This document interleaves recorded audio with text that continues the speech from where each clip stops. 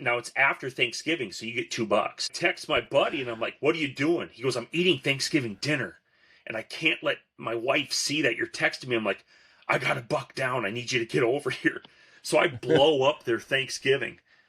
And I still think she hates me ever since that day. But I just completely trashed their Thanksgiving. We're hunting. Howdy, folks, and welcome to the Hunting Stories Podcast. I'm your host, Michael, and we have another great episode for you today. Today, we're actually connecting with Jason Schlafer. Jason saved my ass, frankly, guys, so thank him. Everyone, give him a follow on YouTube or whatever, because I had a guest, and I actually just got a new job. And with my new job, I've not been very good at filling my hopper, making sure I have multiple episodes so this situation doesn't happen. But my guest that I had scheduled got sick. It's totally fine, understandable, happens to the best of us. But I went looking for a guest with about 30 minutes notice, and I'd never met Jason before, and here he was saying, I have some great stories to tell. I'd love to come on. So I want to say thank you, Jason, so much for saving this week's episode of the Hunting Stories Podcast. Couldn't have done it without you, obviously. Really, it was a pleasure to meet you. And for the listeners, guys, I get a lot of feedback saying more whitetail stories, and sometimes that's good or easy, sometimes it's not so easy. Jason delivers. He has some amazing stories from Missouri to Wisconsin, and I hope you guys enjoy it. I don't want to steal any of his thunder, and I've talked enough, so let's go ahead and kick this thing off and let Jason tell you some of his stories. Thank you. All right, Jason, welcome to the Hunting Stories Podcast, brother. How are you? I'm good, man. Thanks for having me. Dude, I've said it already. You are my savior tonight, so thank you so much. This episode is going to come out tomorrow, and the gentleman that I had planned for it, he's sick. He couldn't make it. So I went scrounging for anything anyone could give me. And you were like, I got you. And I have, and you said it just a second ago, the 7 craziest years of bow hunting ever. So I'm pretty, you got my interest peaked, Jason. Yeah. Yeah. And again, that's for me, right? So I'm sure people will hear this. So hopefully they don't, but yeah, we'll see how it turns out. Dude, either way, I'm happy you're here. I'm excited to hear your stories. And let's do this. Let's take a small step back. Why don't you introduce yourself so that the people that are listening know who you are? Yeah. So Jason Schlafer. Listen, I'm a middle-aged hunter out of western Wisconsin. I was born and raised in Duluth, Minnesota. For anybody who knows or is familiar, I think they're supposed to get 16 to 18 inches of snow tomorrow, so my mom is not happy. And we can't get snow if we wanted it here in Colorado. It snowed like once. We're at like 20% snowpack or something. It's crazy. Well, we're not even that down where I am. I'm just east of the Twin Cities in the Wisconsin side. But yeah, it's we're a Midwest family. My wife is from Michigan, about an hour south of the Big Mac on the lower side. So we're a Midwest family, man. Upper Midwest, I guess. Yeah. That's awesome. How long have you been hunting? I'm just going to assume your whole life, but you tell me. Yeah, I think I'm probably like a lot of the listeners. We have the cabin in northern Minnesota that borders thousands of acres of county land, and I was brought there as like a 12, 13-year-old, right? Okay.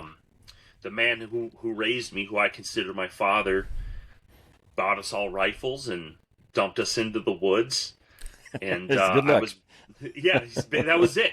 That was it, right? It was good luck, and here's where you're gonna go sit.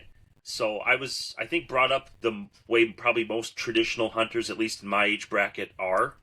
Yeah, especially in the Midwest area. Yeah, absolutely. Deer camp, blaze orange, and I didn't realize it at the time, but a whole bunch of beer cans.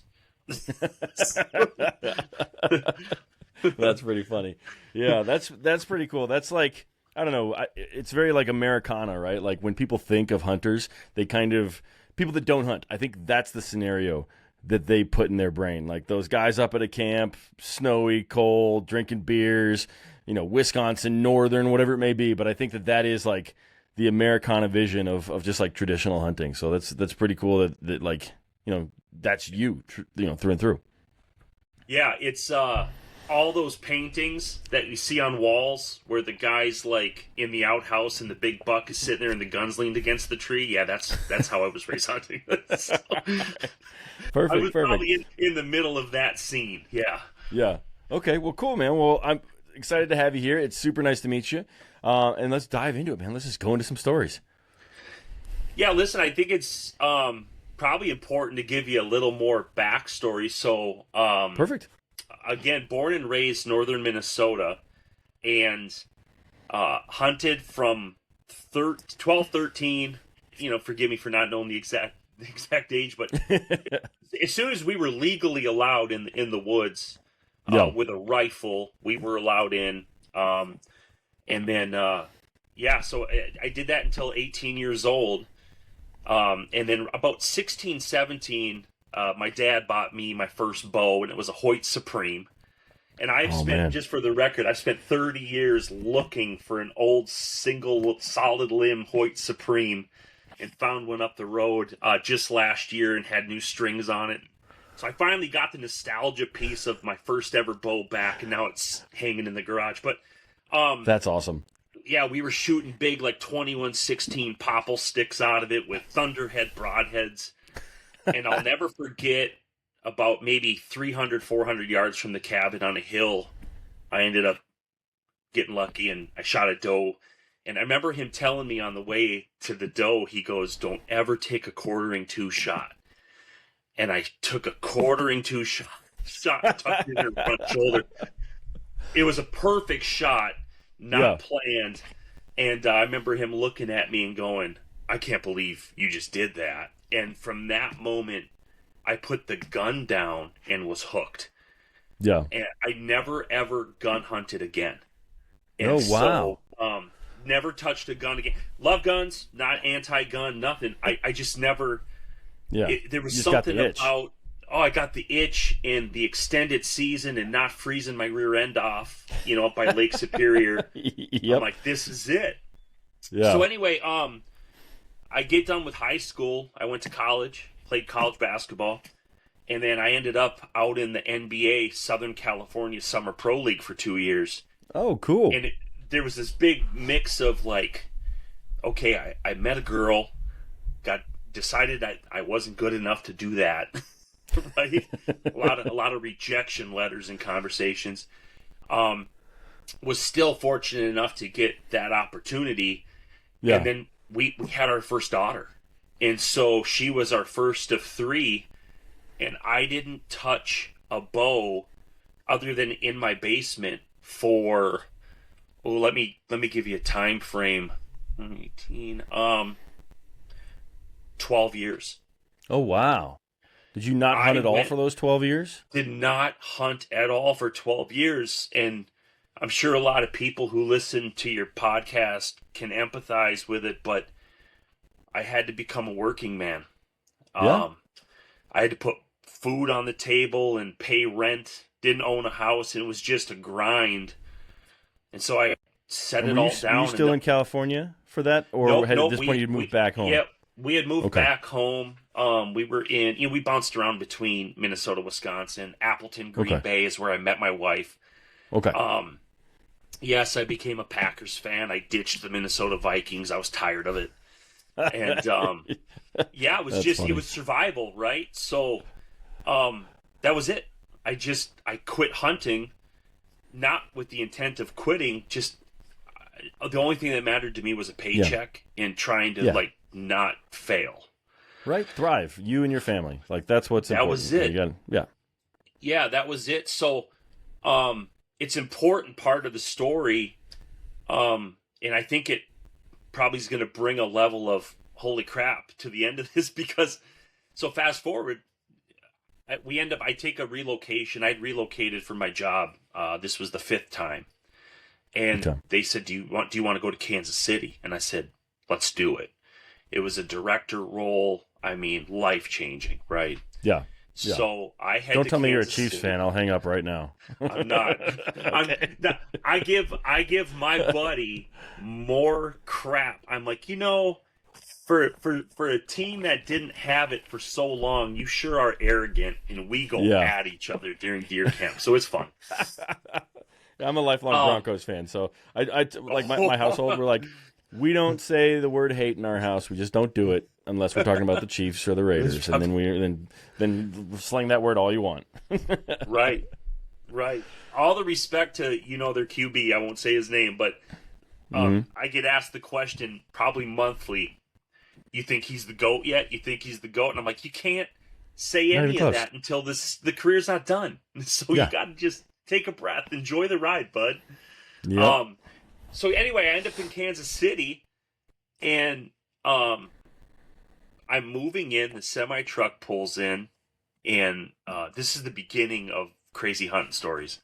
Okay. Of course, I've got the old tales from Dad and stuff at the cabin with black bears and wolves and all that. But that actually reminds me, real quick, about your dad. He said never take a quartering torch shot. Did he give you a story for that, or did he just tell you not to do it and leave you at that? Just told me not to do it and left it. He don't do it. It's not high for him. It was not high percentage. Don't do it. He's got his standards. That's cool. That's fine. It's funny. All of my big game kills have been quartering too. It's just like I'm worked so dang hard. I just have to take that shot. Like if I got a shot, I got to take it. And they were both kill shots, so I'm not too concerned about it. But it did have me nervous, especially my moose. I stood there just waiting for her to just turn 5 more degrees. Just give me a little bit more. So, yeah.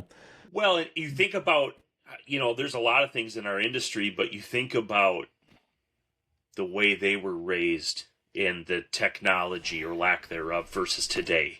Yeah. I mean, I would argue we're probably all shooting better, more consistent than a lot of, I'm kind of throwing that out there. It's not a blanket statement, but when you look at how far these bows and arrows and sights and the accessibility to just practicing has come, I gotta imagine we might be shooting a little bit tighter groups. Yeah, for sure. Back in the day, everyone had a whisker biscuit, right? And those things just every shot became less and less accurate. Now we've got these drop away rests that are just like pinpoint. It's amazing. Yeah. So good point. Yep. Good point. So back then, it probably made a lot more sense to be a little more hesitant. Yeah. Yeah, and I'm guessing that came on the heels of a lot of his screw-ups. So he was making sure we didn't do it. But he would never tell you about the screw-up, right? He just wanted to tell you not to do it. So, but yeah, so we're unloading the semi-truck, and I pull out my bow case. And at the time, it was the anodized green with the silver cam, the Hoyt Hypertech. Okay.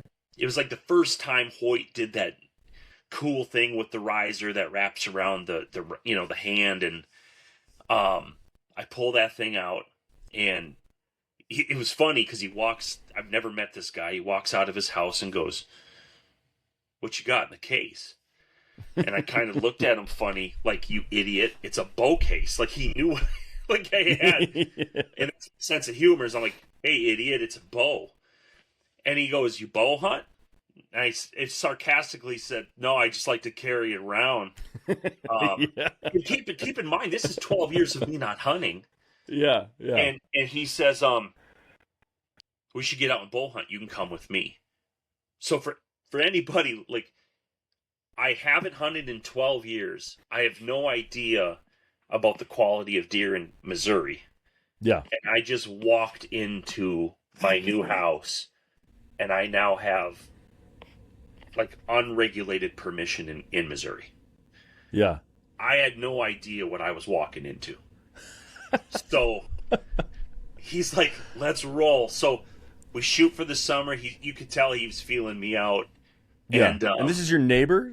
This is my neighbor. So okay, like like direct house neighbor, or like direct couple house houses down right neighbor? Next to me. Yep. Okay. Yep. Yeah, the first night we met, after this, like, we actually hooked up and hung out in his backyard. He had an entire, like, 7-foot dead Christmas tree, and he goes, "Hey, get a fire started." I'm a northerner, right? Bush lights and fire pits. I dumped the tree into the fire pit, and I almost burned the back of the house down. And his wife comes out, and she goes, "Who is this guy?" And I remember it vividly. He goes, "This is awesome." And it was that moment. Our wives got together, and they realized there was going to be a problem. It was like perfect. So, my direct neighbor. It was awesome. It was perfect. It was meant to be. And so I go with him, and season comes around, and he goes, "Don't shoot the first thing you see. Now, for anybody that knows what northern Minnesota's like, you would go an entire year and maybe see 1 or 2 deer. Yeah. Where we were specifically. There are big deer, in my opinion, everywhere. But where we are, they are not abundant. And so I've got a guy telling me, don't shoot the first thing you see. This is no joke. The first day we're just sitting on a field edge just outside of town. And we had to see 55, 60 deer in 2 hours. Wow. And I'm shaking in my boots. Yeah. Like, I don't know, buck fever. I don't know what to do. This is in the year 2018. So I'm 46 now. I don't care if people know my age. I'm 38 years old, shaking in my boots like a brand new hunter. And when I tell you 50, 60 deer, they're not small. I bet you, 30, 35 doe, smaller bucks, and there had to be 4 or 5 135, 140, 145 class bucks. All of those deer would be the biggest deer I've ever shot. Every single thing is the biggest thing I've ever seen. Yeah. And so I get out of the tree and I don't know what to do. I said, what do I shoot? Now, my biggest learning curve in Missouri is different than the North Woods, the Minnesota, Wisconsin timber. Here you have a 20-yard pin, you're probably good. Yeah. Down there, you got a 20, 30, a 40, and you might want to have a 50 because things can get crazy quick, right? And you might need to take a follow-up shot. So I learned really quick. I thought I was good out to 40. I wasn't. So this is 2018, trip number 2, trip number 3, trip number 4. We're not even into the rut yet. I've already missed 2 really big deer. I'm kicking myself. And when I say big deer, 18-ish, 19, 20-inch spread, mainframe 10s.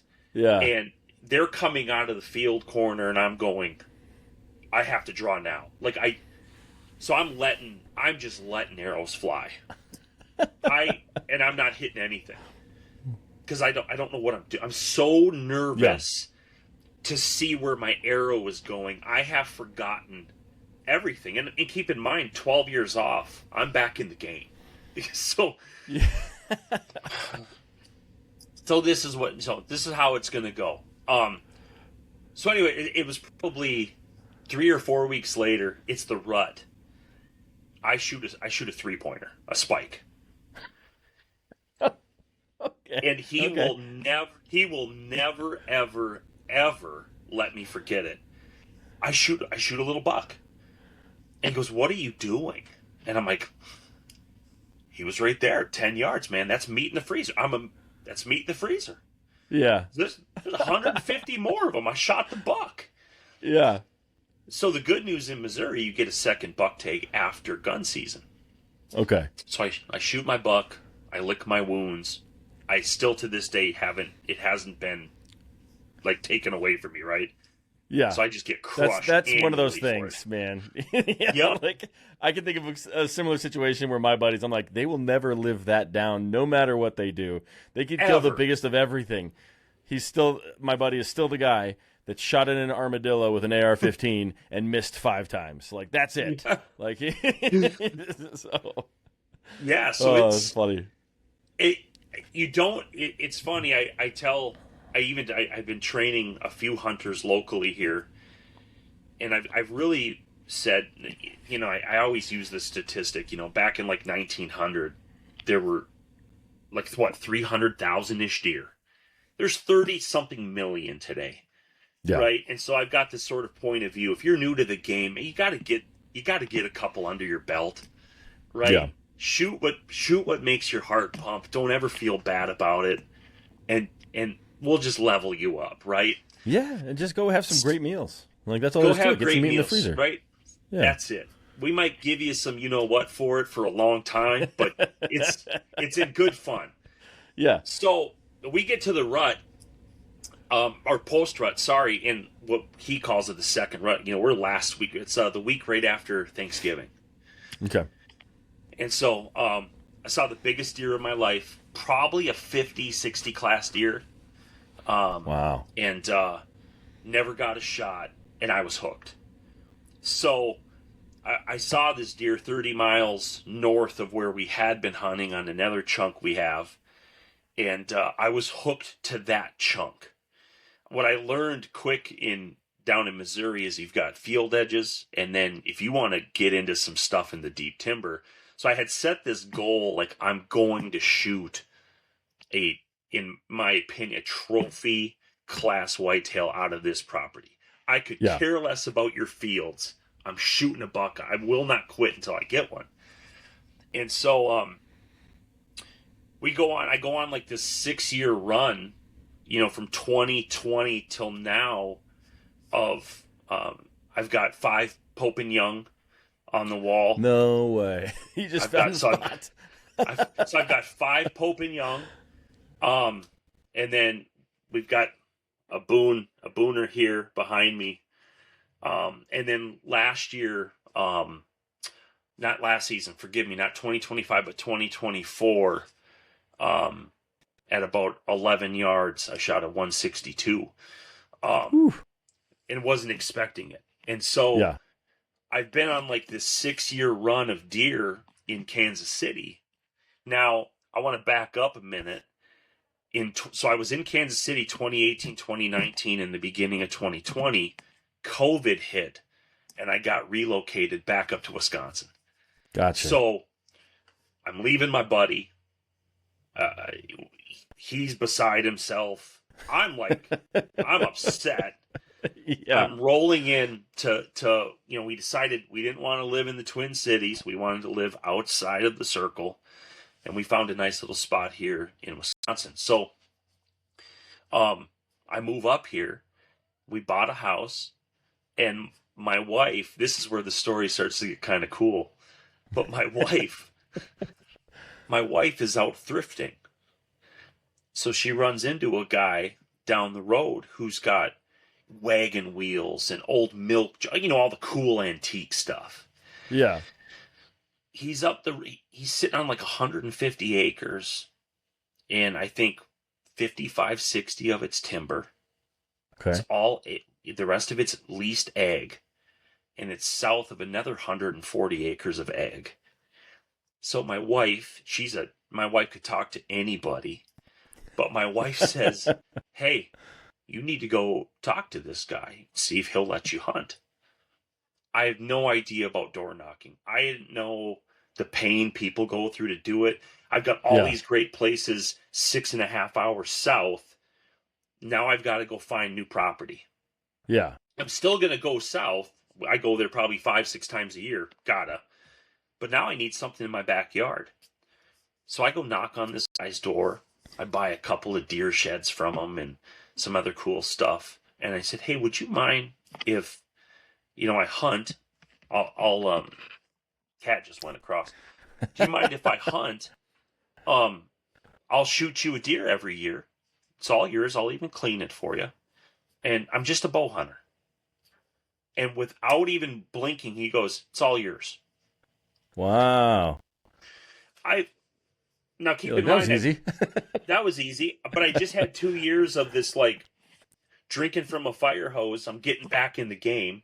Yeah. Most of these Pope and Youngs I haven't been killed yet, because that was kind of between 2020 and 2025 when I'm, traveling back and forth. So I walk into it, and I call my buddy in Kansas City, and I said, you got to come up here. I've got a chunk. I have no idea what's in there. But he told me nobody's hunted it for 10 years. Wow. Okay.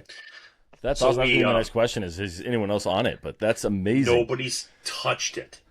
And you said it like butts up with all these fields, all these ag fields. Like, it sounded pretty sweet. There's like little 20, 25 acre islands with topography in them and all this stuff happening, which, by the way, I have no clue how to read that. I'm still getting back into this.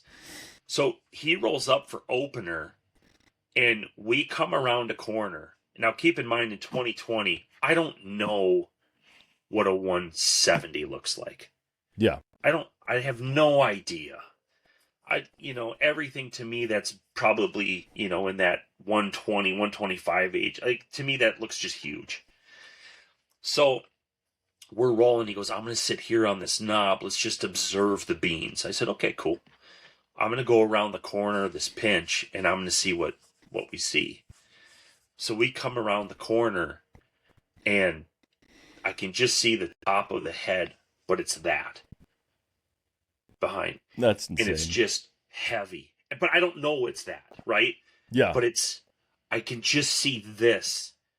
Rather than knock an arrow, I decide to run back 400 yards to him to tell him it's a big deer.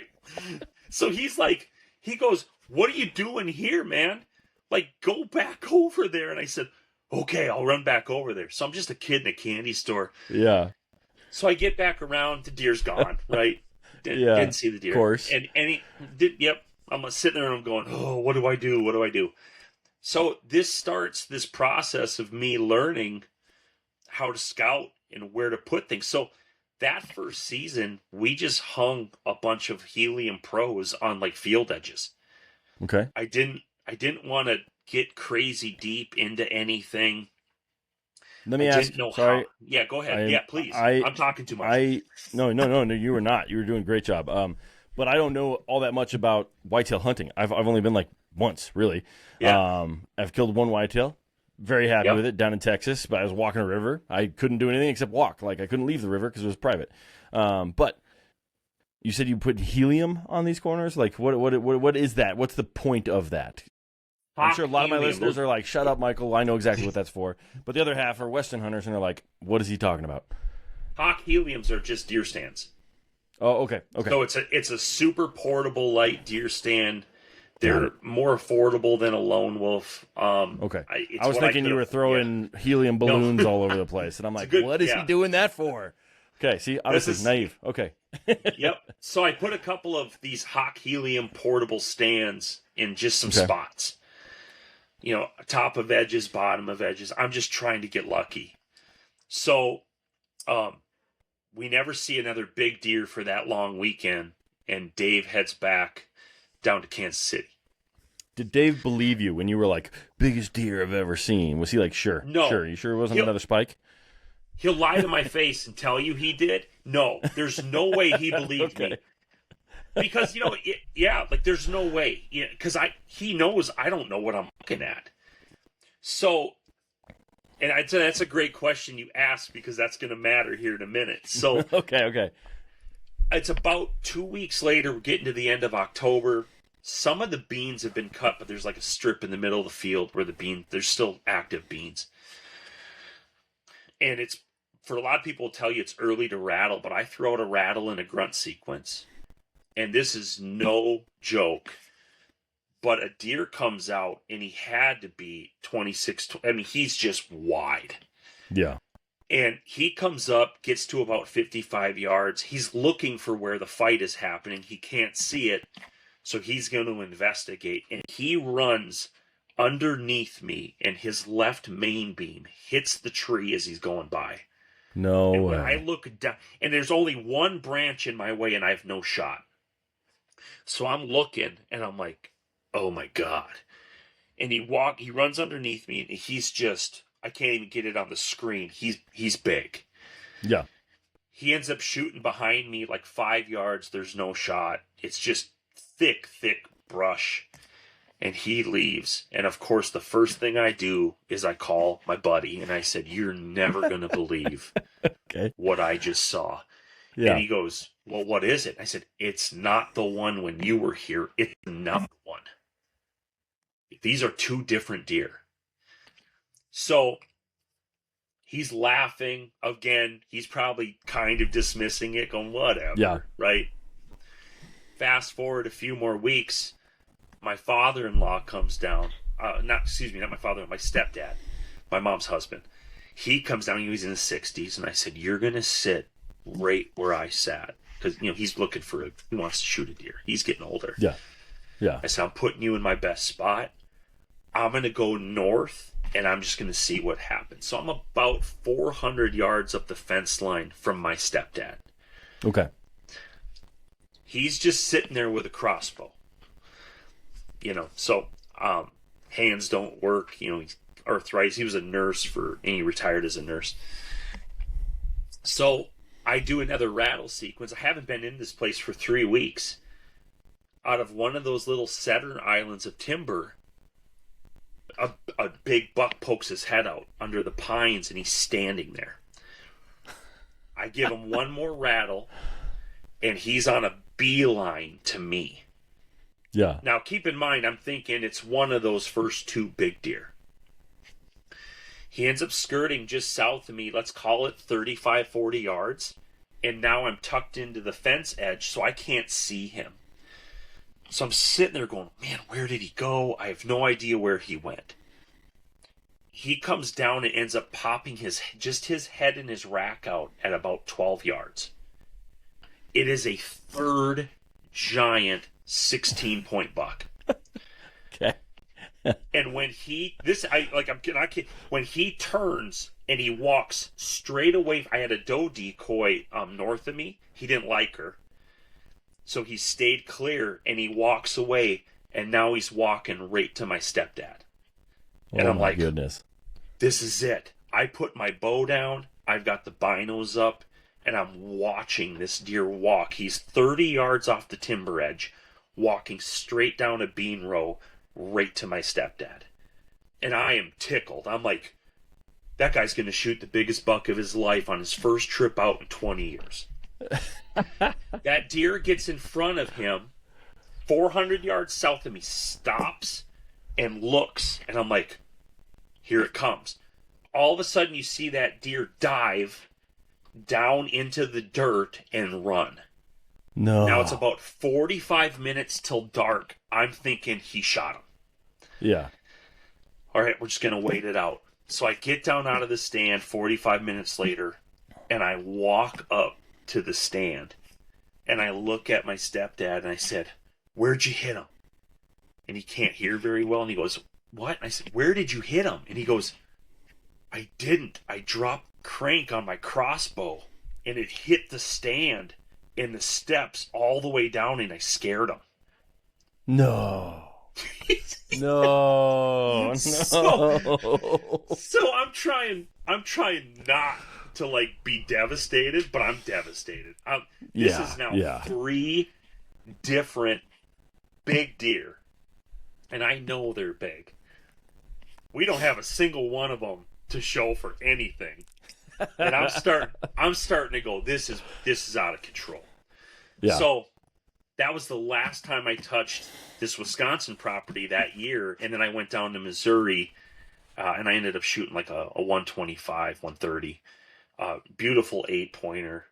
Quartering 2, you'll appreciate quartering 2 at 40 yards and took its jugular out. So I shoot that buck. I'm happy, right? Just tickled. And so everything's fine. And I sit a little bit more for the year. I ended up with a couple deer that year. So that ends that year. So now I know what's in this property up here.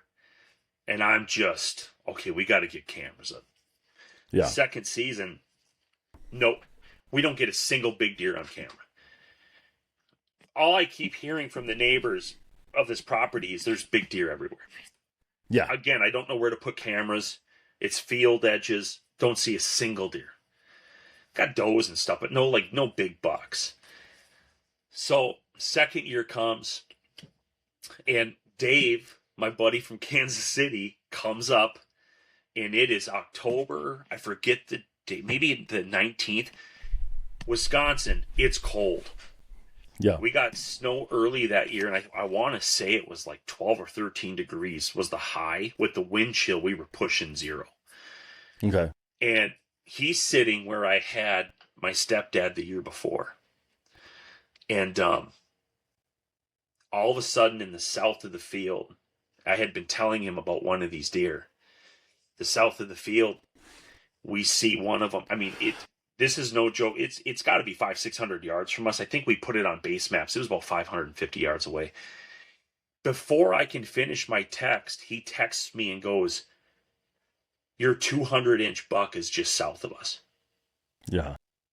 Now, he's a guy who can look at a deer and he's usually within a few inches of being correct. Like, he's just been doing it. Yeah. And I said, do you think he's 200? He says he's all of 200. There is not, it's a mainframe 12. He's as wide as you can imagine. And so this is where he goes, I didn't believe you. Yeah, right. I'm like, I'm telling you, man.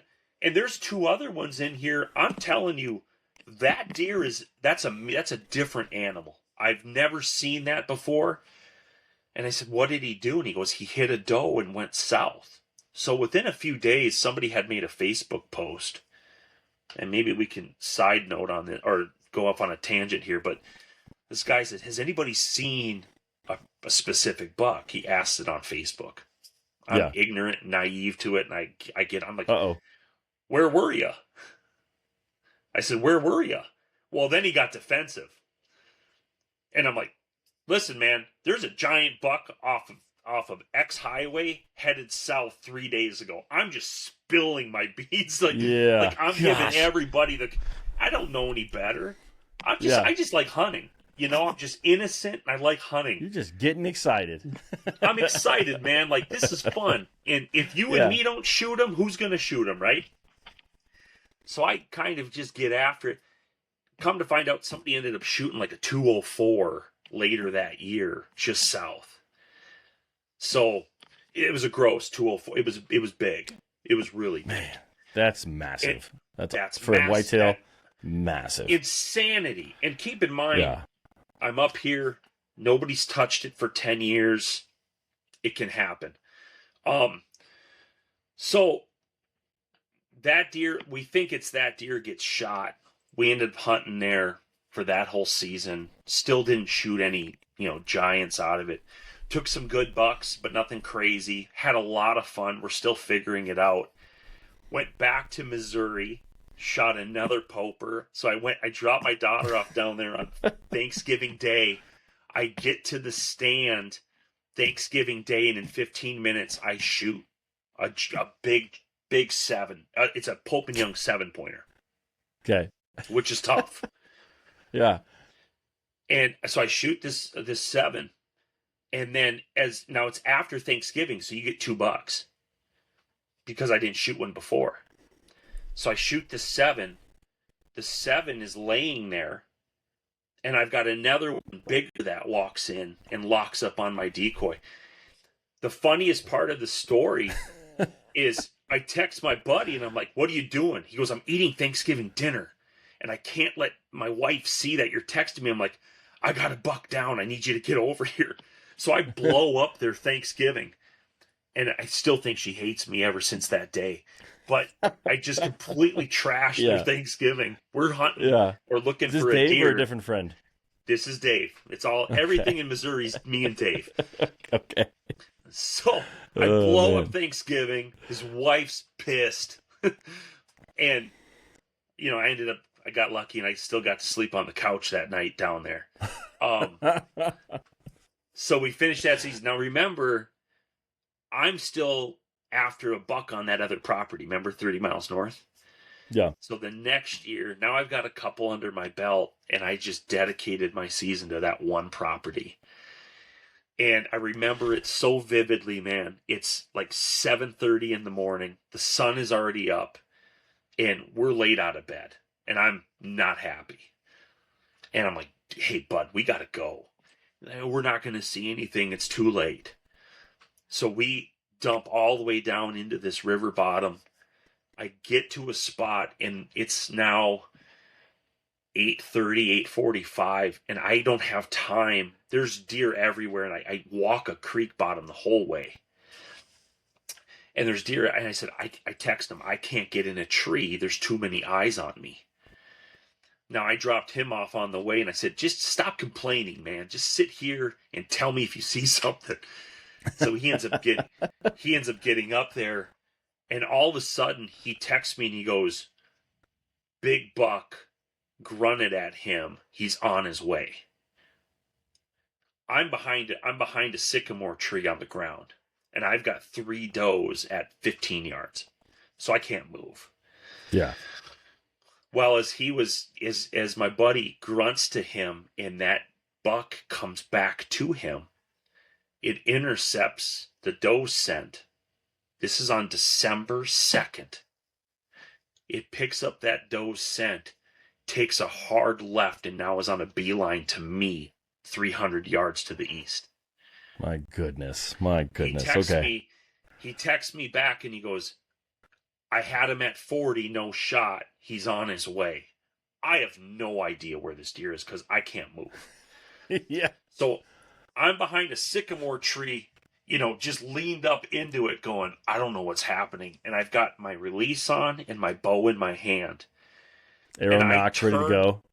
I'm ready to rock. Like, I know something's coming, but I don't know. I turn, and as I turn, I've got a mainframe 10 with double kickers off both G2s. My goodness. I shot him at 9 yards on the ground. No way. Yep. He's actually right up here above. Were you shaking like crazy, or are you past that at this point? Well, now here's the cool thing. Like, I had been like ordained, like baptism by fire, right? Yeah. 3.5, 4 years of just getting my butt kicked. There's still some really good deer to show for it. And I end up shooting this at 9 yards. And I'm just going, I finally did it. I finally shot a mature buck on this property. I knew they were there. And I got video. It ends up falling 25 yards from me. I watched the whole thing happen. 9 yards on the ground. So as I turn around the sycamore tree and I draw, you can imagine a guy like me, that deer's at 27 feet away. Yeah. And he's just looking at those does. And sometimes you just, you draw and the pin's just where it needs to be. You're not even thinking, and you just let it rip. Yep. And that was it. It was like, I wasn't panicky. I finally graduated to a point where I wasn't going to just lose my mind at the sight of a big deer. And so that to me was like the graduation of, okay, you're starting to figure some stuff out, right? Yeah. And so, simultaneously I'm chasing this thing up here in Wisconsin, and different things kind of happen there. And I go back to Missouri in 2024 for that season. I shoot a 162. Not that inches matter, but I'm really proud of their mature deer. And I'm finally, it's also a frame of reference for the people listening, right? Otherwise a deer's a deer unless you give it something specific about it. Yeah. In 2025, I did not shoot a buck in 2025, and I posted some videos of me. I'm passing up deer that 5 years ago I would have begged to shoot. Yeah. And for me, I'm really proud of that, right? I'm looking for something more mature. I feel like I've graduated as a hunter to be even more patient. I'm better at identifying what they are. And so when we were talking earlier, I've kind of been on the 6-7 year tear. Yeah. of just working my tail off, but just getting after it. And so, man, now in the middle of this, there's Dave's from Missouri. They're not used to black bears. And so we've got a funny story of him going up into this field up here in Wisconsin and being chased out by a black bear. I'm 200 yards. Yeah. So one of the mornings, it's got to be 4:30 in the morning, moon's up, and it's corn.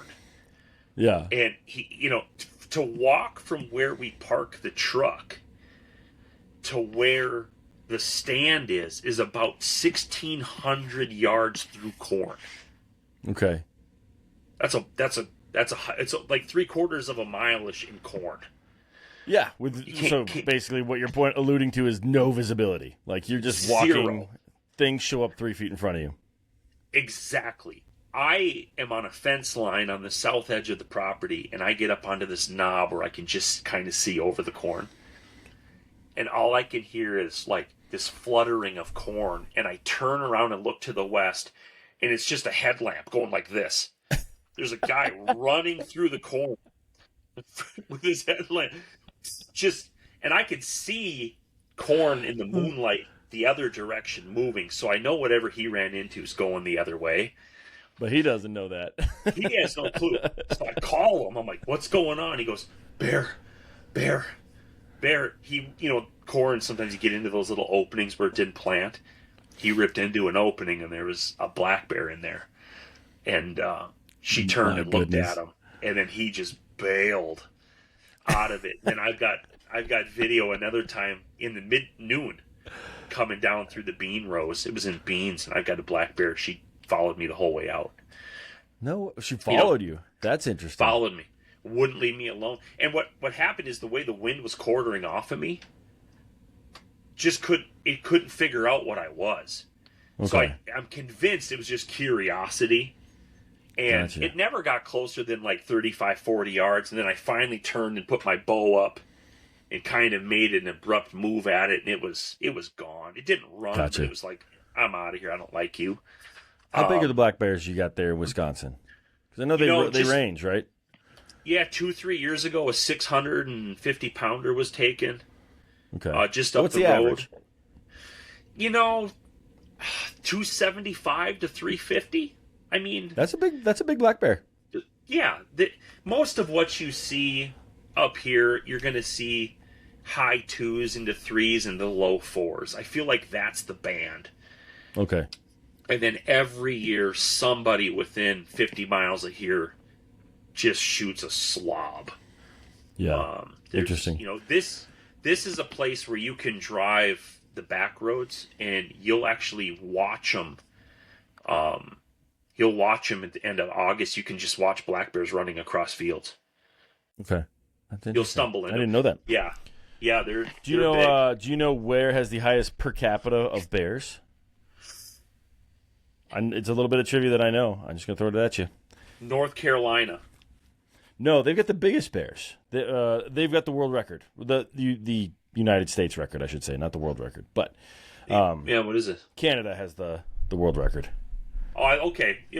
Okay, Canada. I didn't know Canada was on the map. I've been planning. No. But we're talking about. To my trivia question. The answer is actually New Jersey. New Jersey has the most bears per square mile. I'm not surprised. I feel like I've heard that before. Yeah. Wow.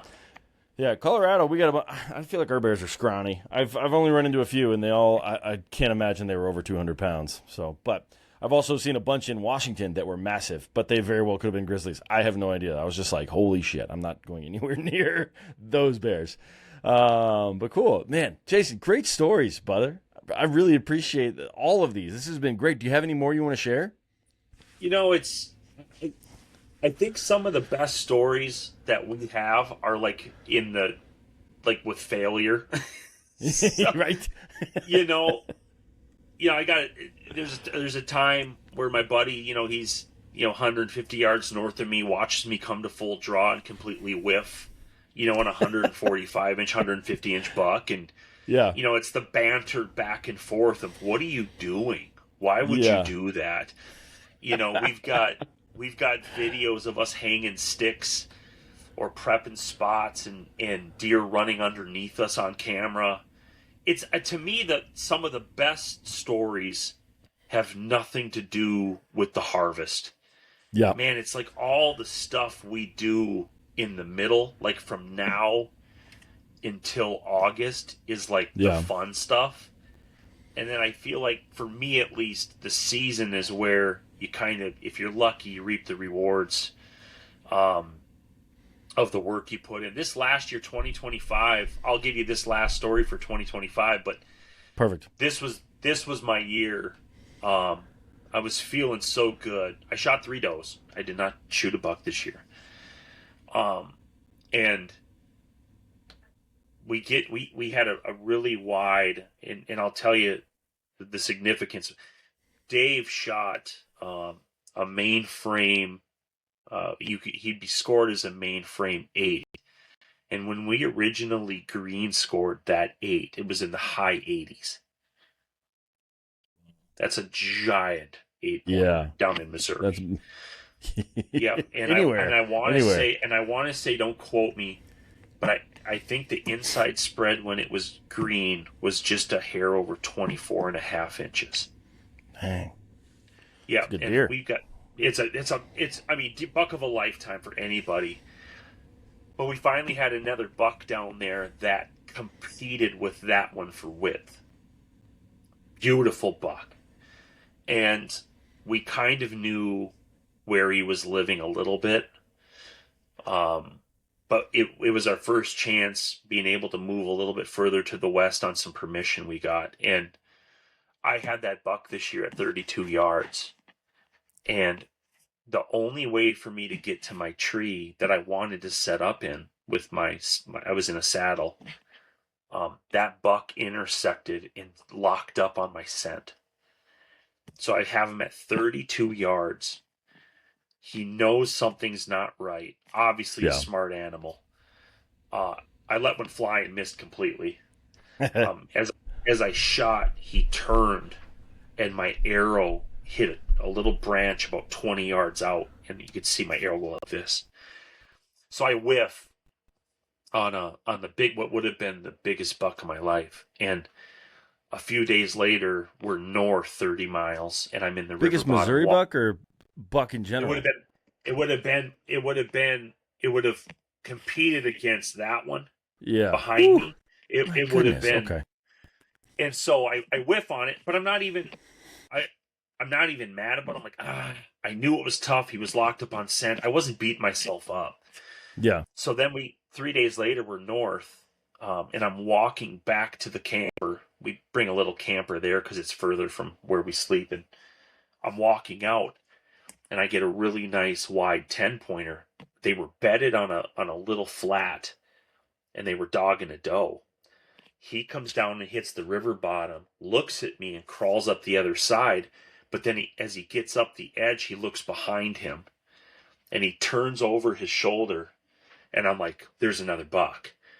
So I get to full draw that buck, tall. I want to say 12, 13-inch G2s, just a really tall, nice-looking 8. That buck hits the river bottom and starts to come up the other side. And when I release, I exploded my brand new bow. No! Oh my God! What happened? The knock exploded. So I'm a 33-inch draw, 78 pounds. And ooh, yeah, I forgot you're an NBA guy. Like, you're obviously a big guy. So yeah, huge draw. I'm a big guy. I'm 6'4", but I'm not 33 inch. That's crazy. Yeah, I'm a 6'10" wingspan, and okay. And I'm only 6'3". Okay. And so the bow explodes, bends out both my cams, and we ended up we found the arrow. My knock exploded. That's so crazy. When I released, the back end of that knock went like this, and derailed my brand new bow. So that's crazy. Are you still shooting Hoyts? I know you. No. All your other bows are Hoyts. I shoot a Matthews XD. I just switched to a Matthews. I was a Hoyt guy forever. I love Hoyt. Yeah. I love them all. Listen, they all shoot great. They do. I switched to Matthews for one reason, and that was we're planning on doing an Alaska caribou trip up in Prudhoe Bay. Okay. And so I wanted to get reps with this Matthews XD. And the reason is with the limb technology and some of the things that this year Hoyt went and changed, they're easier to tune in the field. Okay.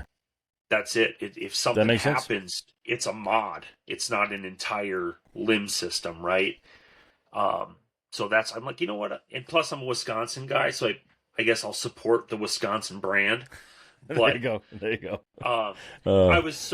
This is the first Matthews I've shot that replicates the draw cycle of a Hoyt that I fell in love with. I'm so used to the valley and the back wall of a Hoyt. And this XD is the first one that's been able to do that for me. So it's a great shooting bow. Yeah, I mean they're all great, man. I went to when I bought a bow probably 2 years ago, 3 years ago, and I went and shot everything I could. Now the problem I have is that I'm left eye dominant, so I shoot lefty, but they only have right-handed bows when the new ones come in. They don't have any lefties, Yeah. so I've got to shoot them offhand. But that being said, I liked all of them. I won't say there's one that I was like, nope, not that one. Like I just knew immediately, and then the other ones I was like, these are all amazing, and it came down to like the handle. Like I was like, how's the grip feel? Like, because everything else was equal. They're all just so good. Man, yeah. I want a new bow just because it's fun to get new bows. But it is. Yeah. But if I could say anything, the point of sharing the Wisconsin permission property is, man, you can have the biggest deer that you've ever seen right in front of you living there. Yeah. That's not a guarantee you're getting one of them. So, yeah, for sure. For 6 years, for your audience, I've tucked my tail and ran to Missouri where I'm familiar. And I'm still chasing, just a really great mature buck in Wisconsin. Like I'm still after it up here and learning. I'm always learning and having to figure out, man, how does it's different up here than it is down there, which I'm sure it's the same at, where you are. Yeah. So yeah, dude, it's different everywhere you go, and that's what's fun about this. Is I've hunted in a few different states. I'm based out of Colorado, so like I've elk hunted and done all that stuff here, but like even species to species here. But then I've also hunted Washington, and that's very different than Colorado. I've also gone to Hawaii and Texas, and everywhere you go, it's an entirely different game of chess, right? And it's just so much fun. The best part for me though is like I was reborn into the space as a 38-year-old.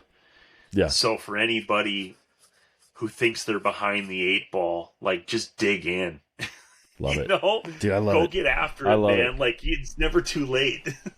Yeah. I'm not too far off from you. I wasn't reborn. I was like born. Like I didn't hunt as a youth. I didn't hunt until I was like about, I want to say 30 is when I picked it up. And so now I've been doing it for 11 years. And it's my personality, obviously enough at this point. So, you're never too late to just jump into it, man, and just have as much fun as you can. Don't get upset when you miss the big one because you're going to miss plenty of animals. Just try not to wound them. That's like the best we can do is try not to wound them. Listen, if anybody wants to talk about misses, they can call me. Yeah. I've missed so many of them. Like, it's been, that's too funny. It's crazy. I told Dave, if I was a gun hunter down there, I don't know if I'd have wall space, but yeah. Well, then again, I might have had buck fever even worse because it was within reach. But it's just enjoy it. I know I mentioned inches and stuff don't do that. Just shoot what makes your heart pump, man, and have fun. For sure. And surround yourself with good people and dudes that enjoy it. People that will make fun of you when you make mistakes. I think that's really important. I have a couple questions for you, Jason. I have one question. Did you mount that 3-point, the first Missouri buck? Did you Euro him or anything? Oh. We did. I did. Hold on. It's the skull cap is in the garage. Okay. All right, so that's good. I do have the skull. Yep. Right. The skull cap's in the garage, and it hangs right above my squat rack. It sits right there in the middle. That's awesome. That's awesome. Okay, that's the last question I had, man. Jason, this was a ton of fun. I think the only thing that would have made this better is if we had time, and I know that you jumped on this podcast in like under an hour, so thank you for doing that. If we had time to get Dave on here to call bullshit on all of the stuff that you were telling us, that's the only way this could have been better, is if you guys were here just bashing your foreheads together, saying, no, this is how it happened. Wait a minute. Because I think that's important for hunting stories. I know you've got a list of people that want to get on, but he's in Omaha at his daughter's volleyball tournament right now, and if you and I will connect. If you ever want to get him on and watch us go back and forth, it'd be hilarious. Yeah, absolutely. We'll have him on in the future for sure. My list is I've got plenty of people that are interested, but it's oddly hard to get people to actual schedule. That's just how it is. Yeah. But man, Jason, is there anything you want to share with the people before we wrap this thing up? Any links, any of that stuff, or you just want to walk off into the sunset and say, go get out there and hunt? We just started a YouTube page. We're terrible at filming, So we've got like 7 videos up there. Okay. Nothing crazy. And then, so I'll probably walk off into the sunset, and then hopefully now I think I've got 7 new videos. I'm learning how to edit and some things that we're going to put up there. For anybody in my area, I do have one thing to share, and I'll send you this link. I have in the last 2 years gotten really into endurance archery. For anybody who doesn't know what that is, I'm on the board of directors for a local archery club here that's been around for a lot of years called Chillicoot. Okay. And Chillicoot is located in Somerset, Wisconsin. And I learned this for anybody who's in southern Wisconsin or can get there. Brian Austin is his name, and he does a thing called beast mode. And last year I did it for the first time. Imagine on a ski hill an 8-hour endurance race with 3 3D targets per lap. And every time you miss, you have a penalty. So for the guy like that wants to get, it's what it is. For a guy who wants to get into that sort of stuff, or get themselves in shape for a Western hunt, or keep themselves sharp, these things are incredible. But that's beast mode archery down south. That guy is incredible, a great human being.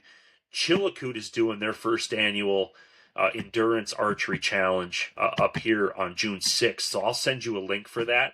If Please anybody's in Minnesota or Wisconsin looking to get their butt kicked for an entire day, we'd love to have you. It's $150, and we got awards. Yeah, and we'll even hold the bucket if you're puking. So it's a lot of fun. What's the distance? You said 8 hours. It's 8 hours. We'll finalize our lap map in probably May, but each lap will be between 1.5 and 2.5 miles. We'll see what we want to do with the ski hill, and you're looking between 500 and 1,000 vertical feet of elevation per lap. My goodness! And how many laps do you think people from the other ones you've done? How many laps are like the average guy getting? Or how many did you get in the one you did? Terrible. I did 3. And better than me. I didn't even do it. My feet felt like they were gonna fall off. The mistake I made is I switched from shoes to boots. We're not meant to be in boots, and so my feet got wet, and I just completely was out. Yeah. The winner in my division, I think, did 7, 8, or 9 laps. Woo. Like a lap per hour. That was a 2.5 mile lap. And that's I'm talking, pretty good. Yeah. You miss a shot, it's like 150-pound sled drag pull for 300 yards, or it's a 150-pound farmer carry, or it's a hill climb, and then you keep going. So you can imagine penalties don't help you at all. No. How long are the shots?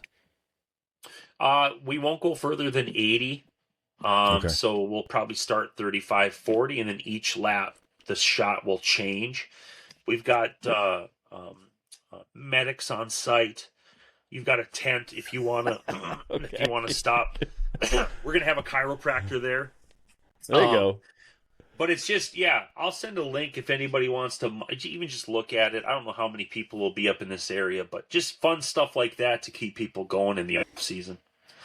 Perfect, man. Yeah. Send me the link, and I'll put it in the show notes. Also, send me your YouTube page. I want to check it out, and I'll also put that in the show notes. And it doesn't matter if you're still learning to edit.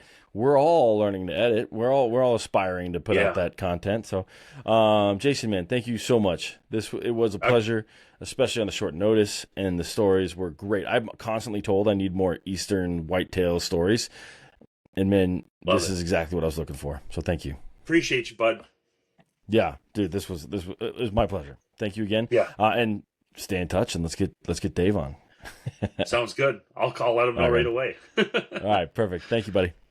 Yep.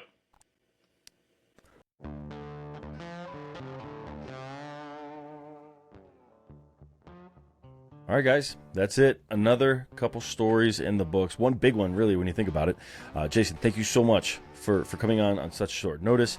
I'm excited to meet your friend Dave, hear what you said, what is or isn't true, and, of course, hear some of his crazy stories hunting out of Missouri. So for you listeners, thank you guys so much for tuning in. I really do appreciate it. If you want to support the podcast, I have some links. It's like in a link tree. You can find it on my Instagram. You can find it in the show notes. click on that stuff. If anything's interesting, great. If not, no big deal. But clicking on it and exploring some of the people that are supporting me, that's what helps. Beyond that, guys, if you have a story you want to share, let me know. If you got an old timer and you want me or yourself to capture their stories, let me know. But most importantly, guys, get out there and make some stories of your own.